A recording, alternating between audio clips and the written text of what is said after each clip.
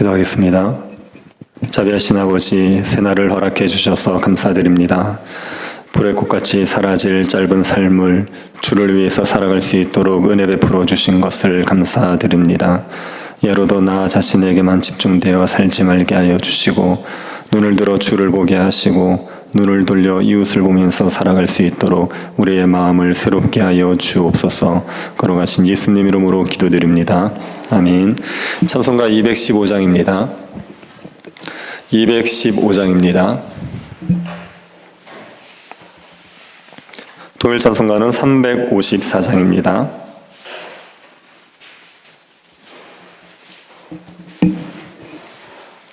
(215장입니다)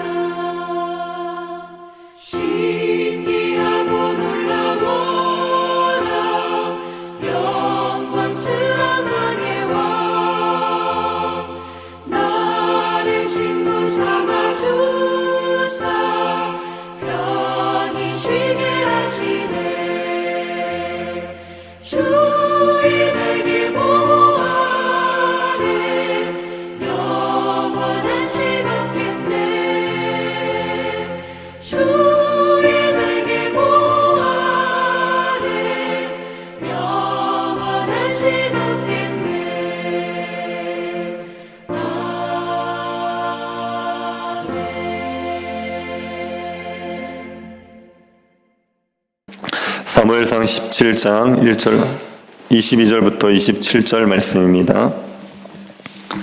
사무엘상 17장 22절부터 27절 말씀입니다. 본문은 17장 1절부터 27절인데 22절부터 27절까지만 교도하도록 하겠습니다. 찾으셨으면 교도하도록 하겠습니다. 다윗이 자기의 짐 지키는 자의 손에 맡기고 군대로 달려가서 형들에게 문안하고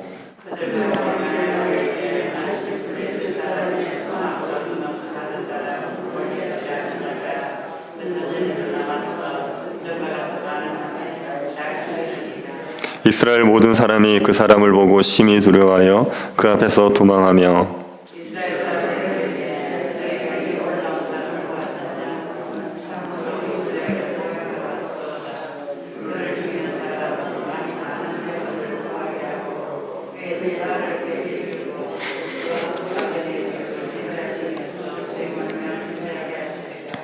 다윗이 곁에 서 있는 사람들에게 말하 이르되 이 블레셋 사람을 죽여 이스라엘의 치욕을 제거하는 사람에게는 어떠한 대우를 하겠느냐. 이 할례 받지 않은 블레셋 사람이 누구이기에 살아계시는 하나님의 군대를 모욕하겠느냐. 백성이 전과 같이 말하여 이르되 그를 죽이는 사람에게는 이러이러하게 하시리라 하니라. 아멘. 교회에는 항상 대적들이 있습니다. 교회를 해하려고 하는 악한 자들이 있기 마련입니다. 교회를 해하려 하는 자들이 교회를 비방하고 악한 말로 모욕할 수 있습니다. 이런 대적들을 만날 때 우리의 마음을 지배하는 것은 무엇입니까? 대적들에 대한 두려움입니까? 아니면 하나님을 모욕하는 자들에 대한 분노입니까? 이스라엘 백성들을 해하기 위해서 블레셋 사람들이 쳐들어왔습니다. 블레셋은 싸움을 도두는 골리앗을 내세워서 이스라엘을 모욕했습니다. 이때 사울과 다윗의 반응이 달랐습니다. 사울은 어떤 반응을 보였고 다윗은 어떤 반응을 보였습니까? 우선 사울의 반응을 보시기 바랍니다. 블레셋 사람들이 군대를 모으고 싸우고자 하여 소고와 아세가 사이에 에베스 담밈에 진을 쳤습니다. 에베스 담밈은 이스라엘 영토에서 남쪽에 있습니다. 블레셋 군대가 남쪽으로 공격을 해온 겁니다. 사울이 왕이 된 지 2년째 블레셋과 전면전을 한 적이 있지 않습니까? 이스라엘 백성들은 싸움을 하러 나왔지만 블레셋의 전력이 월등해서 사울 엄두를 내지 못하고 뿔뿔이 흩어지고 말았습니다. 전세는 완전히 블레셋 쪽으로 기울었었습니다. 이때 요나단이 무기든 자 한 명을 데리고 블레셋을 공격해서 전세를 뒤집어 놓았습니다. 사울이 이때 블레셋을 완전히 무력할 기회를 잡았지만 어리석은 금식 명령을 내려서 그 기회를 놓치고 맙니다. 블레셋은 다시 심기일전에서 이스라엘을 쳐들어왔습니다. 사울의 군대와 블레셋 군대는 엘라 골짜기에 진을 치고 있었습니다. 두 군대는 대치를 할 뿐 어느 쪽도 먼저 공격을 하지 못했습니다. 블레셋 군대도 한 번 패한 뒤여서 이스라엘 백성들을 쉽게 공격하지 못했습니다. 이때 블레셋 진영에서는 이스라엘을 자극하기 위해서 싸움을 도두는 자를 내보냈습니다. 싸움을 도두는 자는 직역을 하면 남을 위해 대신 싸우는 사람입니다. 쉽게 말하면 대표전을 하는 사람입니다. 다른 팀의 대표와 1대1로 싸워서 상대의 전력을 파악하거나 길을 꺾어놓는 사람입니다. 블레셋에서 골리앗이 이 싸움을 도두는 자로 나왔습니다. 골리앗은 아낙 자손의 후손입니다. 여호수아가 가나안 땅을 정복할 때 아낙 자손들도 죽였지요. 이스라엘 땅에서는 아낙 자손을 남기지 않았습니다. 하지만 블레셋 지역인 가사, 가드, 아스돗에서는 아낙 자손이 남아 있었습니다. 여호수아 11장 22절에 이렇게 되어 있습니다. 이스라엘 자손의 땅에는 아낙 사람이 하나도 남지 아니하였고 가사와 가드와 아스돗에만 남았더라. 골리앗은 가사 지역에 남아있던 아낙 자손의 후손입니다. 골리앗의 키가 6규빗 1뼘입니다. 3m 정도 됩니다. 머리부터 온몸을 투구와 갑옷으로 무장하고 있습니다. 갑옷의 무게만 5,000세겔입니다. 57kg 정도입니다.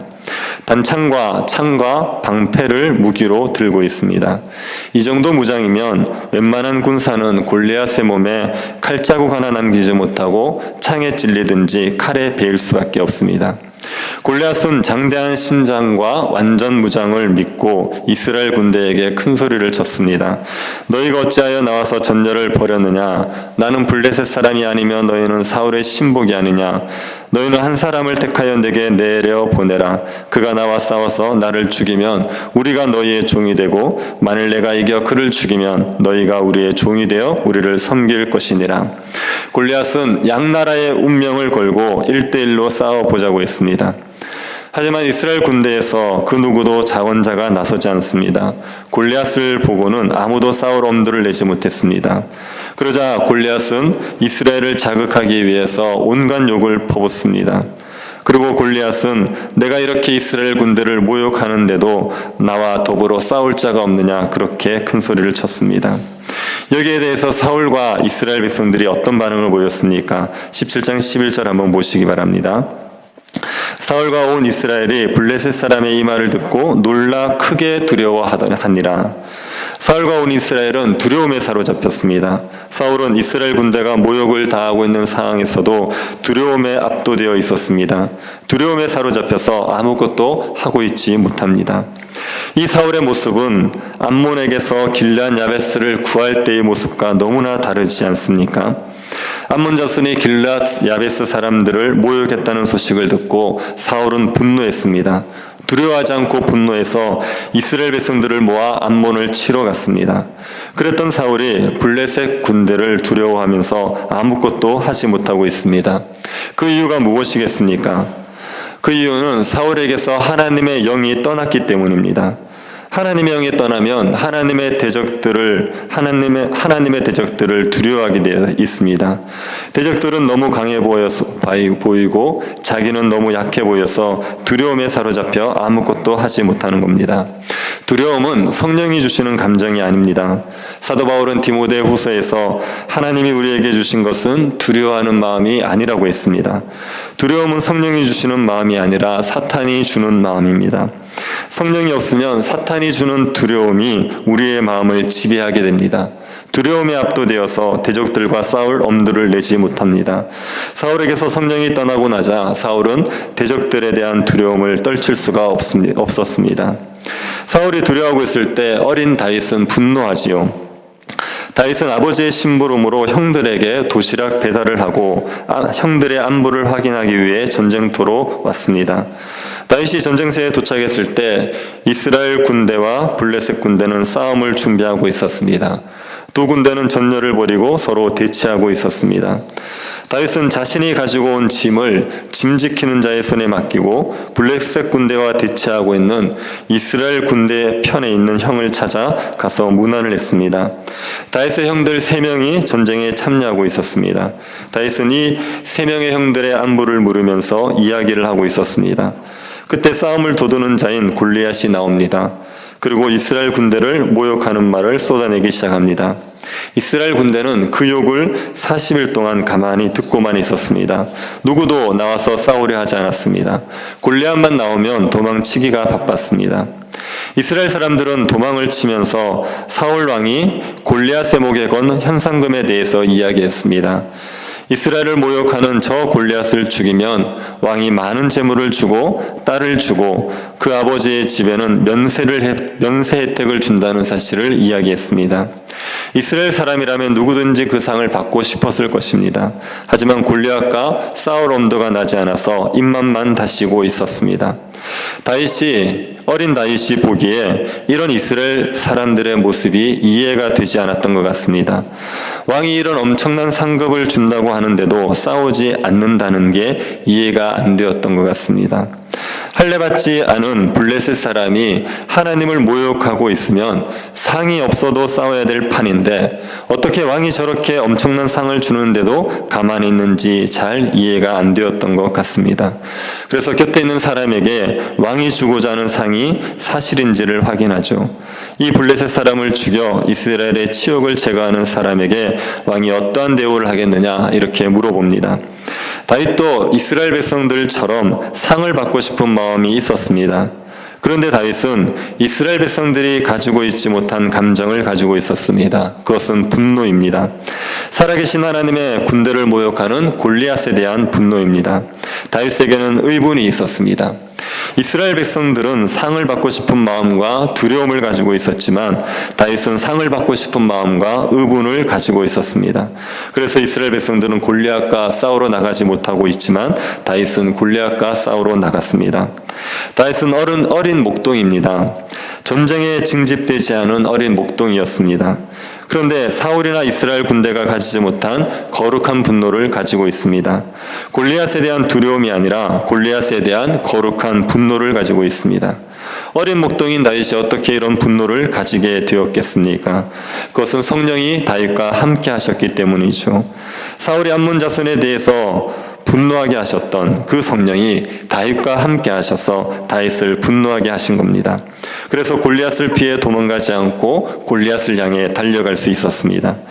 성령이 함께하는 사람들은 하나님의 이름이 모욕당하는 것에 분노를 느낍니다. 자기의 이름이 모욕을 당하는 것보다 더한 분노를 느낍니다. 이런 분노는 가지고 싶다고 가질 수 있는 게 아닙니다. 성령을 받은 자에게 성령이 주시는 분노입니다. 이 분노가 두려움을 압도하죠. 대적들을 두려워하지 않고 대적들과 맞서 싸우게 만드는 겁니다. 여러분, 우리는 하나님의 이름이 모욕받는 상황에 분노를 느끼십니까?